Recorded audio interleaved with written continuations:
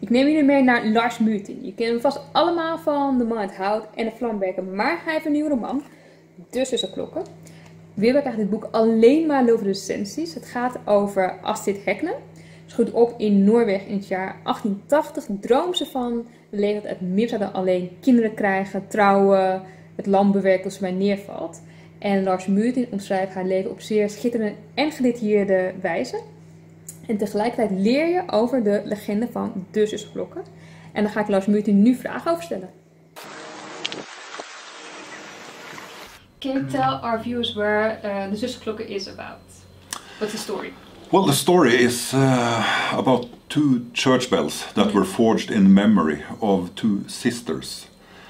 Two very special sisters, and the legend says that you must not split the church bells, because if you do so, you will violate the memory of these sisters, and then other and strange forces will come to play. And that happens. There's also a love triangle between Astrid, Gerhard, and Kai. Yeah. How did you develop that? It came about in the middle of the writing. I discovered that these two men, they appeal in their own way to Astrid's sense for the new, and also for her sense for preservation of the old. It comes in the village, and how does that develop in the sense of a new priest and a young girl?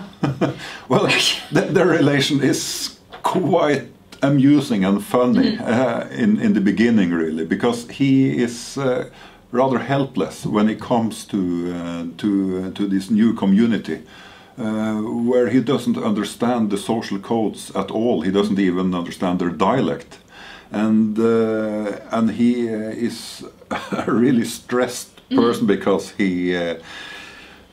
his workday is completely crammed with nearly impossible tasks. It's much more for a preacher those days than simply preaching the word of God. He is also the most important social worker, and the only person from civilization. Yeah, and he's a little bit lost in the beginning.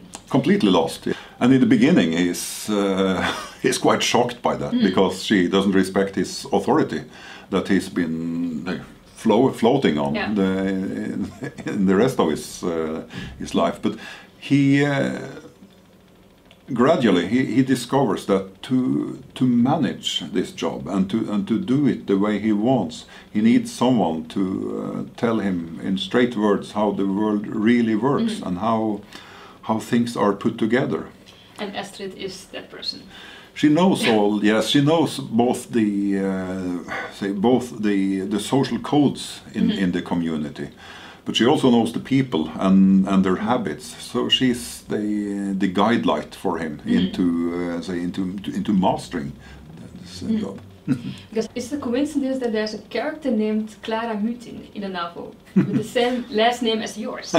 No, I like to play with a small element of confusion, and so it's a little internal joke there, but it's also a comment on the many autobiographical novels that we have today, where people write mostly about their own life. So I wanted to put a slight element of confusion there, but basically it's also in honor to my grandmother, who for many years told a story of a sermon in I think in 1919 at the church, and it was so cold that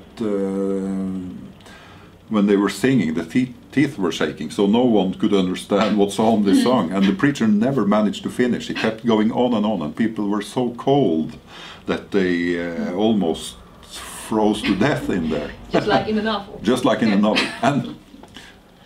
And I remember driving with Grandma, and every time we passed that church she would point and tell the story, and I told her, "Grandma, I heard the story."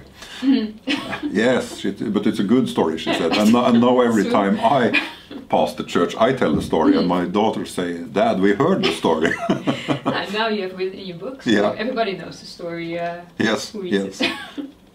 The Zusterklokken has received rave reviews in Norway, Germany, and now in the Netherlands.